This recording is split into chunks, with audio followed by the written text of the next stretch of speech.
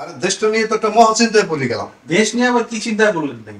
আরে তোমাদের ব্যাপারটা বুঝাই বলি, শোনো। বলেন তো। এই যে আমাদের আজকে পত্রিকায় আসছে, এই যে আমাদের রাজস্ব আদায়ের যে পরিমাণ, আচ্ছা, তার তুলনায় আমাদের ঋণের বোঝা 3 গুণ। তাই নাকি? তাহলে এখন তুমি তো একটা চাকরি করো, তোমার যে চাকরি করো নিশ্চয়ই ওখান থেকে তোমার ওই যে ওই ট্যাক্স এগুলা কাটে, আরে ভাই অ্যাডজাস্ট করে। আমাদের ব্যাপারটা ভিন্ন, আমরা মনে করো যে ওই সিস্টেমে নাই। কিন্তু তুমি যে ট্যাক্সটা দাও সরকারকে, হ্যাঁ, সেই ট্যাক্স দিয়ে সরকার তার ঋণ শোধ করবে। এখন ট্যাক্সের থেকে যদি ঋণ হয় 3 গুণ, তাহলে সেটা কিভাবে শোধ হবে? তোমার কাছ থেকে তো আর 3 গুণ ট্যাক্স নেওয়া যাবে না। এই যে একটা বিশ্ববাজার অর্থনীতির যে ধাক্কা আমরা যেটা ফেস করছি, আমাদের এই জায়গাটা কি করবে?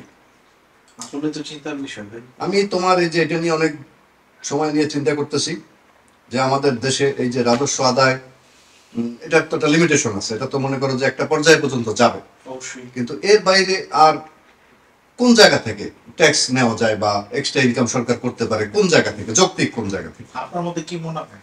সেটাই তো চিন্তা করতেছি যে এখন সরকার আর কোন কোন খাত বাকি আছে সেগুলো খুঁজতে গিয়ে তুমি আমি যে কথা বলতেছি, কথার উপর যদি ট্যাক্স ফেলাই দেয়, তুমি যে রাস্তাঘাটে আলো বাতাস সেগুলো ভোগ করতেছো বাংলাদেশের এনভায়রনমেন্টে, সেগুলো যদি তোমার কাছ থেকে করে বসলে তখন কি করবা? এখন এটা কিন্তু একটা চিন্তার বিষয়। মনে করো রাস্তায় নামলা, নিঃশ্বাসটা নিতে পারলা না, এর মধ্যে দৌড়িয়ে আসলো সিটি কর্পোরেশনের লোক, যাই নিঃশ্বাস পরে আগে ট্যাক্স। ব্যাপারটা কেন? কি করতেছি, কোথায় যাব? তারপর তোমার এই যে বাজারে যে জিনিসপত্রের দাম, আমি তো বাজারেই যাই না কয়েকদিন ধরে। তোমার এই যে অযোধ্যারে বলি তো কোনো কাদর না, খালি কি রুমের মধ্যে ঘরে কবিতা লেখে, কোথায় কি। কালকে রাত্রে অনেক রাত্রে টের পাইছো, অনেক রাত্রে রুমের মধ্যে হুট গাট এরকম শব্দ টব্দ হয়, কিছু একটা করে রাত্রে বেলা। কি করে না, সারা রাত্র ঘুমায় না। তারা বলছে বাজার বুজার এগুলো আপনি দেখেন, আপনার সময় আছে, অজস্র ফ্রি সময় আছে, আপনি এগুলো দেখেন। আমরা ভাই একটা বড় জিনিস নিয়ে চিন্তিত। যান কবিতা লেখেন, বাজারে যান, পটল কেনেন, বেগুন কেনেন, পটল বেগুন নিয়ে কবিতা লেখেন, আলুর উপরে যান, সমস্যা নেই, কবিতা লেখেন, লিখতে থাকেন, কিন্তু বাজারটা বেড়ে নেই। ভাই থামেন থামেন, একটা জ্ঞানগর্ভ প্যাচাল তো অনেক হলো, একটা কবিতা শুনে নেন। কালকে সারা রাত জেগে আমি কবিতা লিখছি। দেখেন না, সূর্য ডোবে, চাঁদ ওঠে, রাত হয়, তুমি আর আমি মনে কিসে পাই, ছাগলে দেয় খামি, কে তা কয়, ঘুম আসলে মানুষ তো কাক।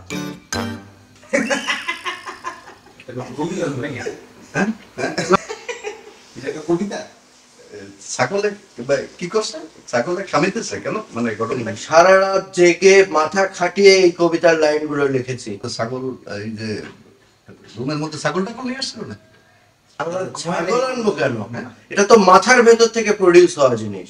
মাথা দিয়ে ছাগল বেরোলো, ব্যাপারটা তো একটু জটিল। শুধু শুধু আপনারা আমাকে সবসময় পচান নিয়ে কথাই বলবো না। দেশের চিন্তা আপনি করেন, আমি দেশের চিন্তা করবো না। আমি সারা বিশ্ব নিয়ে চিন্তা করি, দেশ নিয়ে। অর্থনীতি এর মধ্যে যে ছাগল অর্থনীতি কোত্থেকে আসলো, তো বিপদ হচ্ছে। যাই হোক, আপনি কবিতা পরে কি গরু মুরগি এগুলো আসবে? ক্রমশ প্রকাশ্য আপনাদেরকে সমস্তই জানানো হবে। তো ভাই রহস্যময় ব্যাপার স্যাপার। আপনার কবিতার এই যে আমি তুমি বাকি সব হারানো এগুলো ঠিক আছে, কিন্তু ছাগলটা আসলো খাবির দিল, এই ব্যাপারটা কিন্তু বুঝতেছি না। মানে ধর্মী আপনার সাথে কথা বলাই লাভ নেই, আমি উঠলাম। আচ্ছা, আপনি ছাগল গরু মুরগি একটা সিরিয়ালে থাকেন, দেখা যাক আসি আমরা। তো সময় পাই এখন আমরা কি করি, সবসময় খেয়াল করবো জরুরি বাদ দিয়া ইম্পর্টেন্ট কথাই বলতেছি। ইম্পর্টেন্ট যে কথা বলি সেটা আগে বলতে হবে। এই ডলা কই যাও ভাই? কই যাও? মিশনে যাই ভাই, একটা মিশন আছে, মিশনে যাই। মিশন? কিসের মিশন? এগুলো আপনারা বুঝবেন না, এই মিশন টিশন আপনাদের দেওয়া হবে না। আপনারা যেটা আলাপচারিতা করতেছেন ওটাই করেন। মিয়া তোমাকে বয়সে আমরা মনে করে যে মিশন এগুলো করতাম গিয়ে মাঠে, লাইব্রেরিতে। আমরা কত রকম লাইব্রেরির ওয়ার্ক করতাম, কত রকম পড়াশোনা করতাম, মাঠে মাঠে খেলাধুলা। এগুলো তোমাদের জেনারেশন তো দেখি না এগুলো কিছু করতে। কি ব্যাপার? এই যে মাঠ, কই মাঠ? আশপাশে মাঠ আছে দেখেন তো, আপনি ওই যে বাইরে তাকায় দেন বিল্ডিং, মাঠ আছে? এই সব বাদ দেন, ভুলে যান। আপনারা থাকেন, আপনারা কি সব কবিতা মবিতা কি সব দিন দুনিয়া নিয়ে আসেন, থাকেন। আমি গেলাম। কি করবো আমি? ডিটের মিশন টিশন নাকি? আরে না ভাই, কি সারাদিন কি করে ভাই? কথা বলবো আমি, মিশন কি বুঝবো না?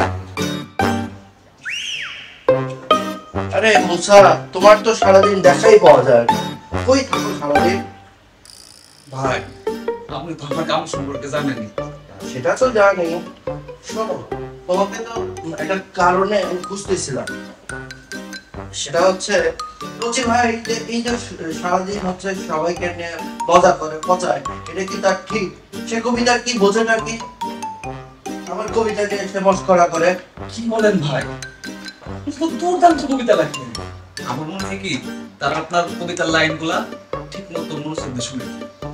আরে কবিতার ইনার মিনিং বোঝার ক্ষমতা থাকলে তো বুঝবে। শোনো তাহলে কবিতাটা বলে তুমি।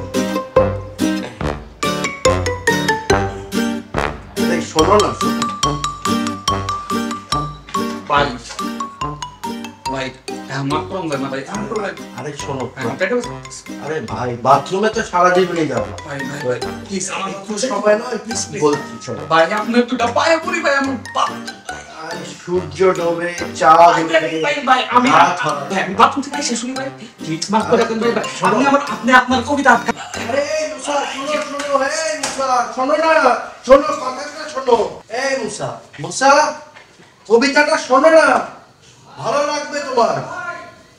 শোনো শোনো, সূর্য ডোবে, চাঁদ ওঠে, রাত হয়, তুমি আর আমি মনে কিসে ভয়? ছাগলে দেয় খামি, কে তা কয়? ঘুম আসলে মানুষ তো কার হয়। তুমি খালি পরিবেশ নষ্ট করো।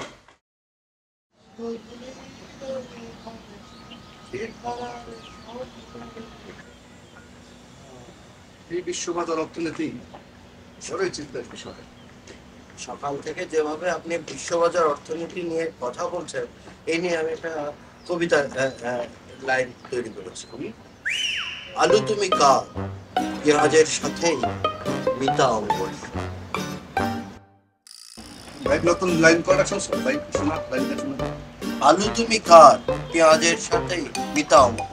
ভাই সকালবেলা একটা জরুরি কথা বলা হয়নি আমার সাথে। আমি যে সকালবেলা বলছো তখন একটা জরুরি কথা, কিন্তু ওই যে আমি একটা অর্থনৈতিক ঝামেলার মধ্যে আছি। এই বিশ্ববাজার অর্থনীতির ব্যাপারটা মাথা দিয়ে যাইতেছে না, আলু পেঁয়াজের মধ্যেই আছি। তুমি একটা কাজ করো ভাইয়া, একটু কষ্ট করে নিচে যাও, আমার ওই যে টেবিলের উপরে বক্সটা নিয়ে আসো, তুমি আসলে তোমার কথা শুনবো। ঠিক আছে, নিয়ে আসো। ভাই আপনার তো একটা ঘটছে, ডলার তো আবার মেয়ে নিয়ে আসছে বাসায়। আবার হ্যাঁ ভাই, কি করা যায় বলেন তো? 2 দিন পর পর মেয়ে নিয়ে আসে বাসায়। আমার যাওয়া দরকার, চলো চলো দেখো। হ্যাঁ ভাই, ও তো রুমে নিয়ে দরজা লাগাই দিছে। আপনারা চলেন তো নিচে তাড়াতাড়ি।